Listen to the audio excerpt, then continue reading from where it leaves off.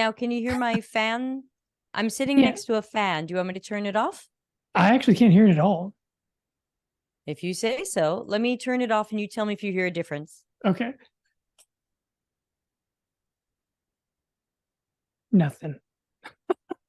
All righty, then I'd rather keep it on. It's 86, 84 in here. Oh my gosh. Yeah. Toasty. Yep. Yeah. Mary Poppins doesn't melt as far as I know. So you should She's be always fine. overdressed, if you ask me, like a Yeah. whole Right. suit and a coat and a hat and the whole thing. She's conditioned. Well, Debbie, it's awesome to have you. I was actually, the more and more I was Great to meet looking, you. yeah, no, I'm thrilled to have you. The more and more I was looking into your customer experience, user experience role over the last, was it like 15 years, I think now. More. Yeah, yeah, of course, there's always more to the story. And you've been running your own business during that time. You've worked with the enterprise level companies. So I'm assuming there's a lot of small business thrown in there. You've got a Oh, for book with, sure. yeah, and customers know you suck. I think that's what got me the most excited, because it made me think about how I think my customers think about my brand, and that, everyone's always poking holes. It's just like, of course I suck. Like, is that even a question?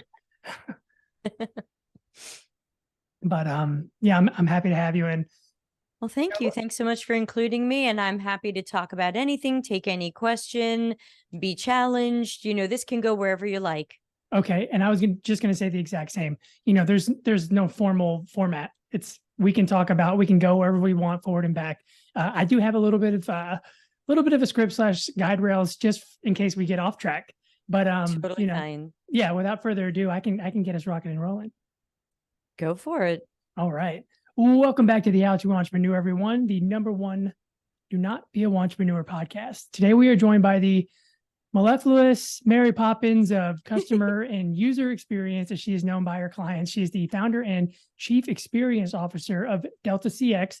They're consulting and training centered around a refreshing approach, bringing CX and UX together in task and in name, with the key goal of improving the products, services, and experiences we offer. We're here today to talk about the good world of customer centricity, as defined by her self-authored how-to manual, Customers Know You Suck, as well as learn a little bit about our guest herself. New friend and guest of honor for the hour, Debbie Levitt. Debbie, welcome. Hey, thanks for having me on. Hi, everybody. Yeah, Debbie, just like I was mentioning just a moment ago, I'm stoked to have you on. Thanks. Love where you come from as a brand builder and founder myself. I've had the imposter syndrome, have consciously thinking, our product sucks. People think we suck. How can we make it better? I live in that torment. And you're one of those people out there that are making it easier for people like me to, go to bed at night and not toss and turn or have to buy a new pillow every other week.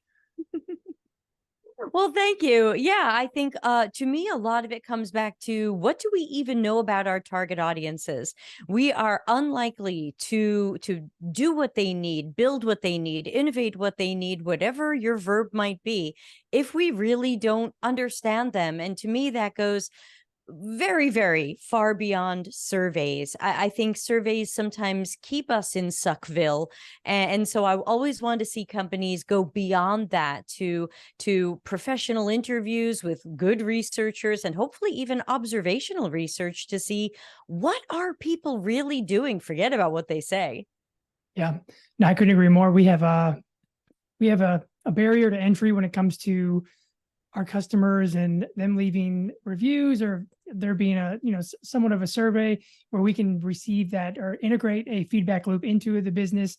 If you don't have one, that's really the bare minimum you could be doing. When it comes to research, actual analytics, I'm no data scientist, and I could be out there speaking to customers more, but I'm not. A lot of founders, a lot of business owners, they're busy in the day-to-day. They're not talking to customers. They're working on product development. Maybe there's some automation set in place. Customers know we suck. You are a subject matter expert, Debbie. How did you get here? Well, Sit down, children. I've got a tale. No, mostly it started in the mid 90s with working in strategy and CX and UX in whatever form it was at the time. And working with a lot of originally small businesses, helping them with websites and business strategy and a little bit of marketing as well. And eventually we hit some big clients in the mid late 90s. We ended up doing a website for the Miss America organization, which was Awesome. a lot more fun than it sounds. It sounds And amazing. it was surprisingly fun. They were genuinely nice people, at least at the time. And eventually we kind of transitioned into working with a lot of eBay and online sellers in the 2000s, and we had some wild success. And again, those are mostly smaller entrepreneurs. And then eventually, especially after the 2008 recession, we kind of moved more formally into CX and UX, the way it was being kind of defined by some of the big cities in America. And ultimately that lands us here in the modern world. And Mhm. my company's Delta CX, and basically we do whatever people might need related to customer and user experiences, research, training, workshops, strategies, product market fit, a lot of one-on-one love with companies of all sizes who are still trying to, attract, satisfy, and retain. Mm-hmm. Yeah, and I think a lot of people they leave a lot up to the product page. They leave a lot up to a Facebook ad comments, or the things that they think are really customer centric at the end of the day, and where they think the most valuable feedback comes from. We're in control of the channels and the levers we can pull when it comes to the amount of customer feedback we ingest. And at the end of the day, we have to be what I think you refer to as value led. Maybe you can speak to Yeah. that a little bit. Yeah, sure. So there's a lot of talk, at least in the corporate world, about, oh, we should be sales led because we need the salespeople to go out and find us those new customers, or we need to be engineering led. We're a software company. We've got to be led by our technology. There's a lot of talk about we need to be product led. Everything's going to be guided by our product managers and product strategies and product.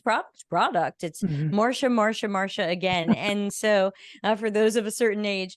But what I feel is that what all of those, what's really at the center of all of those is the customer and the value we can deliver to the customer.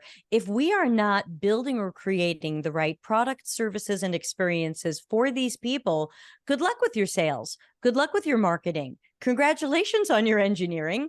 Mhm. And hooray for your product managers. You're unlikely to win those new customers, make them happy, and keep them. So I like to think of it, instead of product led, sales led, engineering led, I want to think of it as value led. How much value are we going to deliver to these people who butter our bread? Mhm. No, there's a huge misconception. I think a lot of business owners, when they go into business, or people in the product development side, they really think that we've got a quality product, we're differentiating in the market, and that's all we need to succeed. And more often than not, unless you have a SaaS, that should not be the case. If you're ever interfacing, or if you have customers that are interfacing with the brand one-on-one, and it's not directly in front of or behind a laptop, then chances are you're going to have some overlap with the real world. Customers, where do they seek validation, or where do potential new customers seek validation? In pre-existing customers, in satisfied customers, in reviews, in the town square, in the brand community. These are all things that we as the brand owners, we as the founders, we're supposed to be cultivating from the get-go. And I think a lot of us, we skip right that and go straight to product, go straight to how pretty is our website, who are our influencers, where are we positioning ourselves on these social media platforms.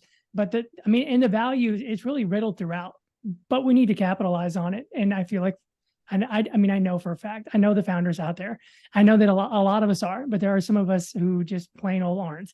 And for people like myself, I'm best not suited for that seat. I feel like, I am a product guy to an extent. I am an operations guy to an extent.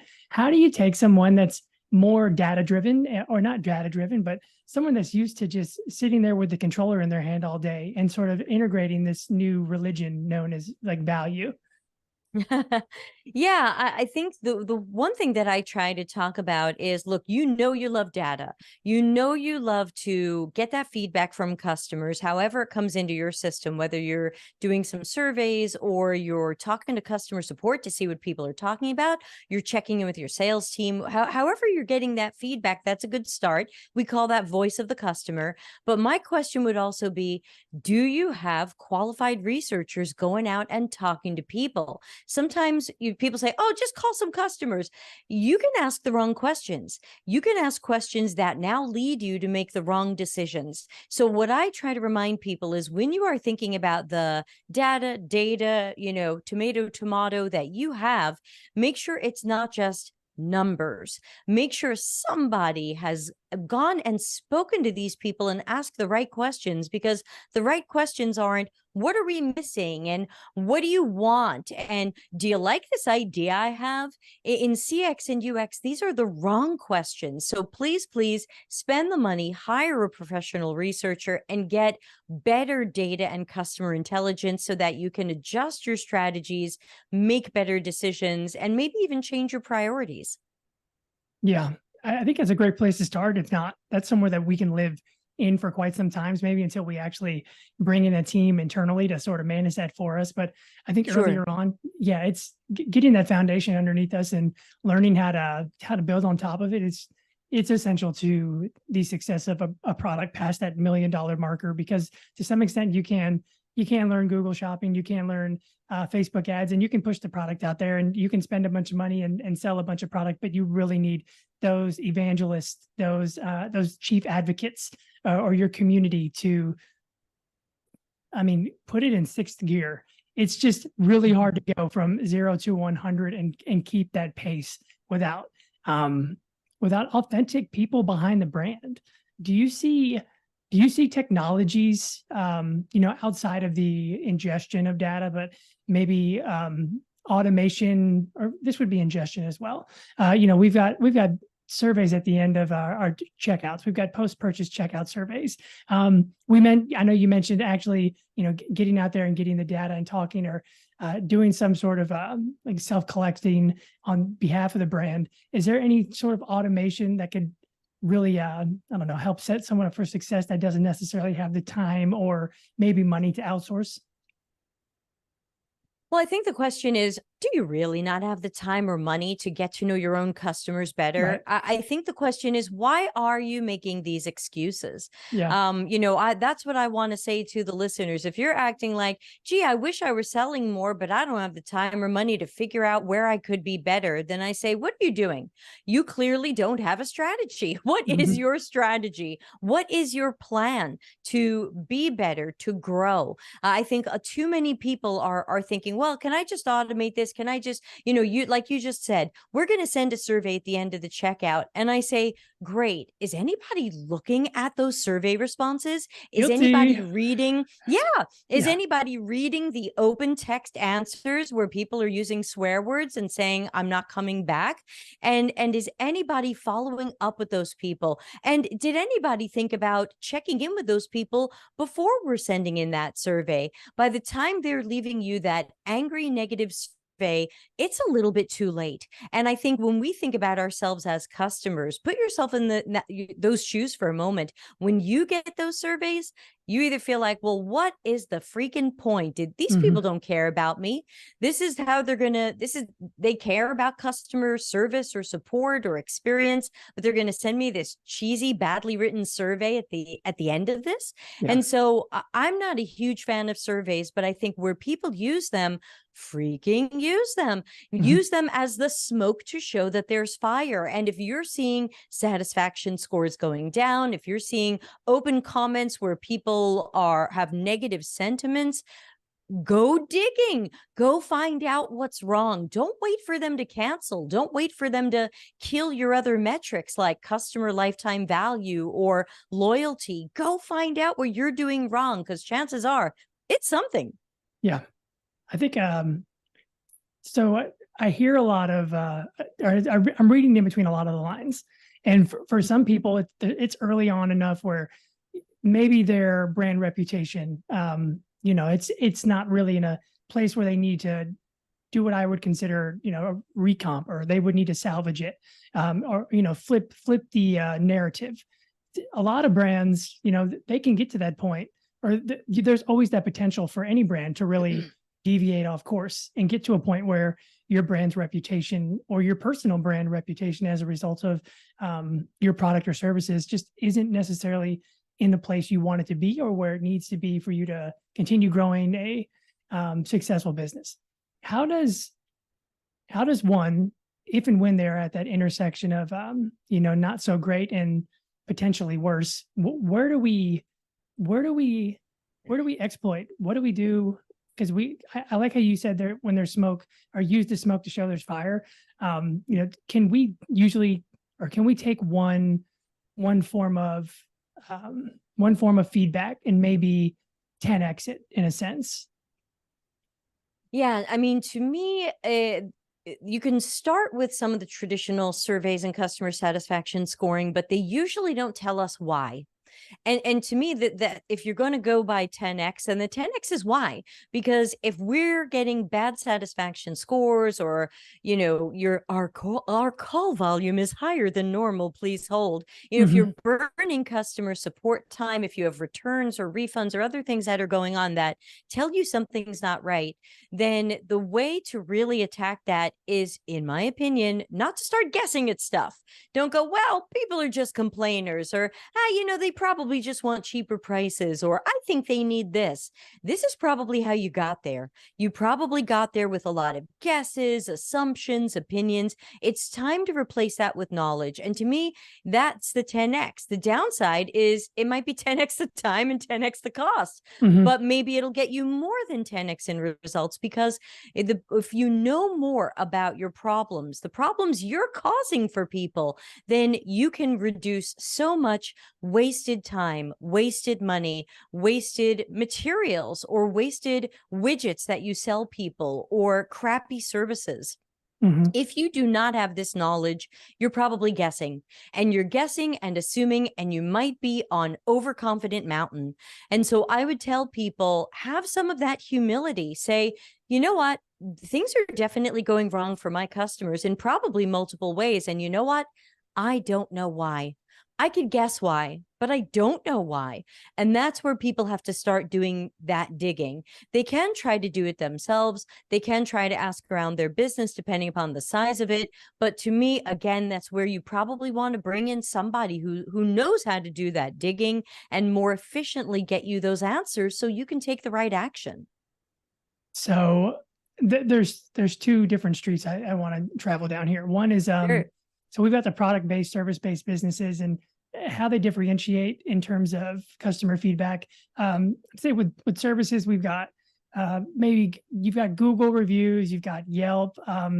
There's traditional review sites out there, and then there's where you host a narrative, being your website, maybe maybe some of your socials, and that also applies to the product-based. And with the product-based businesses, you've got with the product-based businesses, you've really got almost the same thing, right? You've got Google Shopping, and maybe some of your advertisement or your social comments. It all blends together really well. And when we're considering where all of this communication is happening, we need someone to dig into it. Is there a right? Do we need a customer experience, user experience, person like yourself? Is this something that you can't really go to Fiverr or Upwork for and expect them to be able to? It's just too many nails, regardless of the size of the hammer. You're just never going to be able to find someone that can really jump in and fix everything. Yeah, I like to joke that you'll only want to invest in a customer experience or user experience expert if you care about the customer experience or the user experience. Yeah. If you kind of don't care, save your money. You're going to need it for whatever job you're in next. But I think that once we care, then we do want to invest. But I might be a CX or UX expert. We can say that, but ultimately CX and UX are actually a collection of specialties. There isn't just one thing and we all do all of it. There's research. So you do have specialized researchers. Those are the people who are going to answer the unanswered questions and get you the why that you're missing, or in some cases, the who, what, where, when, why, how that you're missing. We have people who specialize in content. Sometimes they're called content strategists or UX writers. They might be different than some people on your marketing team. They focus more on usually website messaging and other things like that. Again, sometimes a little overlap with marketing, but that's their specialty, saying the most while saying the least. And then you've got your UX designers, which usually specialize in flows and pages and layouts and things that we have fancy names for, like information architecture. And they're the people who are going to take the fantastic information that the researchers give them and the super content that the content strategist gives them, and now find the right way to lay it out, place it, make it interactive, bring it all together and make it compelling. So you don't just want to look for a UX person. What you end up getting when you don't understand UX is you usually get an artist, and they'll make something pretty, but that doesn't mean they're going to make it amazing. That doesn't mean they're going to make it accessible for people with disabilities, diagnoses, and conditions. It doesn't mean they're going to work from good research. They might be guessing, or they just might be great artists and they make it pretty. But we've all used sites and systems that were pretty or branded well, but weren't great, or pissed us off, or we couldn't find the button or the thing we were trying to do. And that's some of the difference between UX and UI or art. So if you are going to go out fishing for those people, you probably want to get a little bit more knowledge in what they do and think about, what do you need at this stage? It's really starting to sound like more of a group effort. If you're not able to spend the money and outsource for one, I wouldn't trust anyone that doesn't have a holistic understanding of UI and UX as a whole, just because of how tightly interlocked those fingers are. Because when you were sort of speaking to the talents and skills and more inept just ability that someone that might know everything really has, I'm thinking of, you've got your chief of brand, you've got marketing, you've got, someone who can branding, marketing, copywriting. You mentioned like web development, information architecture, being able to build an accessible site, handicap accessibility in there, going from good to great. That there is no one person. I guarantee if there was, their salary would be probably $250,000 for even a company that's not of scale, like maybe just a maybe $10, $20 million. A lot of founders and presidents of companies don't pay themselves that much, or they do and they shouldn't be. But yeah, no, it's just, it sounds like, I say all that to get to this point. If we want to keep it in-house, because a lot of us are sub $10 million brands, sub $5 million brands, we're probably going to be, this is going to be a group effort. We're going to be taking time, the founder, the CEO, whatever their title is, marketing, brand, and whoever's doing web development. We all need to get in a room for an hour or two or three, or just spend a Friday night and a pizza together. And we really need to hash this thing out, because it really doesn't sound like, unless you're able to pay and you get lucky with the right person, that this is something that we can just one and done, or we can set it and forget it, because this is as the brand grows, product lines get built out, you're going to have to develop more brand messaging, more brand identity. There's just more personality that's developed over, over a longer period of time. Would you say it's safe to say that you, the group, or you and all of the real decision-making, everyone in the company needs to be in the room for at least a couple hours a week going over these things? Yeah, I think, look, I hate to tell people to book more meetings. So I think we have to use meeting time as well as possible. I think there do have to be points of collaboration, but the thing that I remind people is, if you are going to build a CX or UX team or practice, or a team more focused on those customer experiences, make sure they have autonomy. A mistake a lot of people make is they say, go get me one of those UX designers. I hear they do everything.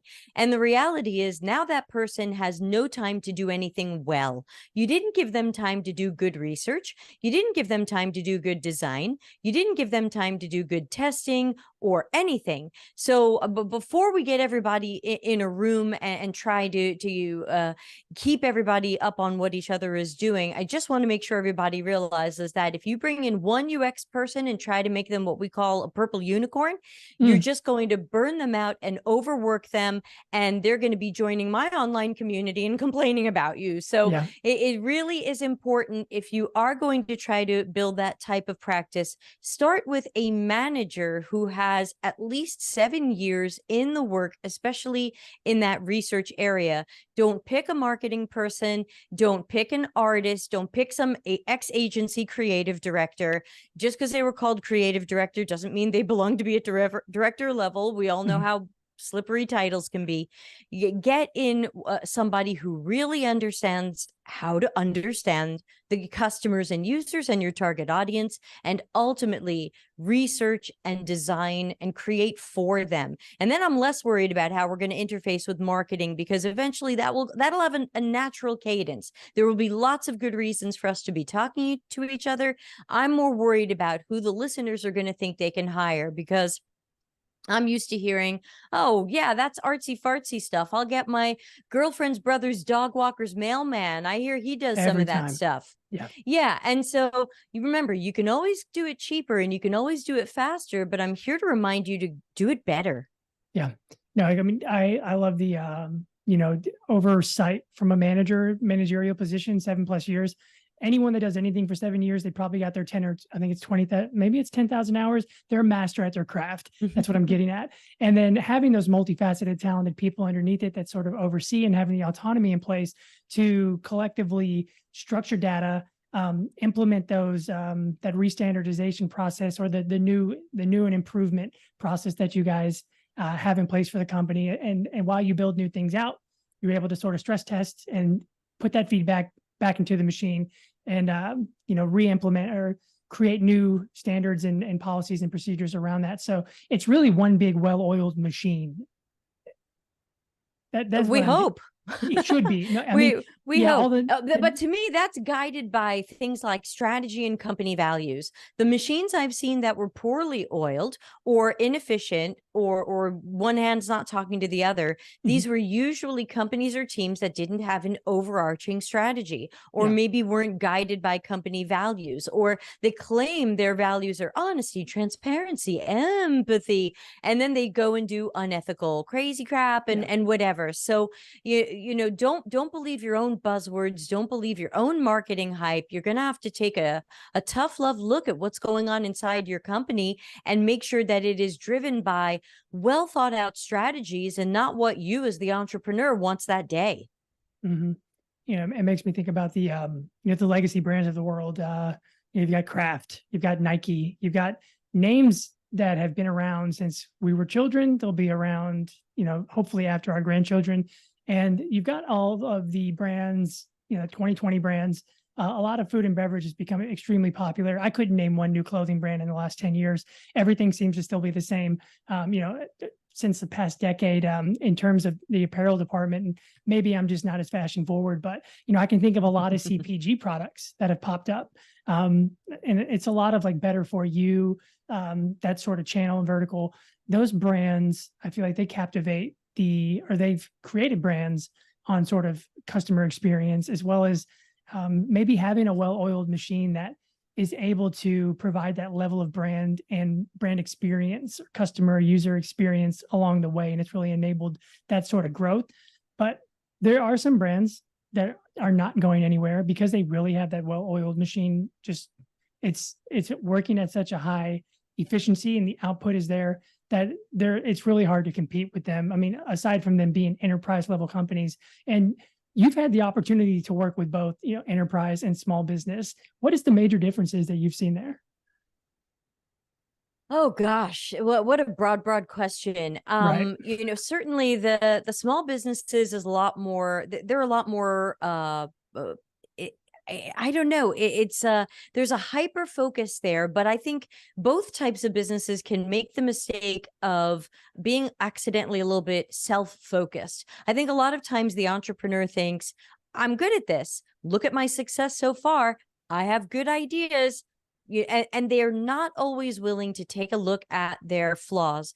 Big companies do that too, but big companies are sometimes beholden to the public, the shareholders, the press, the stock prices. And so sometimes I think they are a little bit more careful. I think the entrepreneur might be a little bit more self-assured and think like, hey, I have this success and I can just keep going on my own power. And I think that it's hard sometimes to stop and take a tough love look at yourself, especially if you've had that success. If you've passed that million, 5 million, 10 million, you start to just say, well, I'm just freaking amazing. Mhm. And my thought is, you are. Congratulations. That's a great, great thing that many people will never see.